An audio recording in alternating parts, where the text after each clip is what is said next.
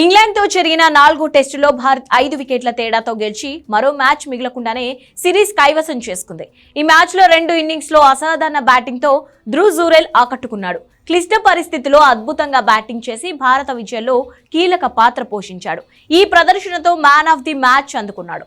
Career 2 మ్యాచ్లోనే match winner గా నిలిచిన ధ్రువ్ జురేల్ కు ఎంజీ మోటార్స్ ఇండియా సంస్థ భారీ బహుమతిని ప్రకటించింది. దాదాపు 16 లక్షల విలువ గల ఎంజీ హెక్టార్ కారును ధ్రువ్ జురేల్ కు బహుమతిగా అందజేయనున్నట్లు తెలిపింది. ఈ మేరకు ఓ ప్రకటనను విడుదల చేసింది.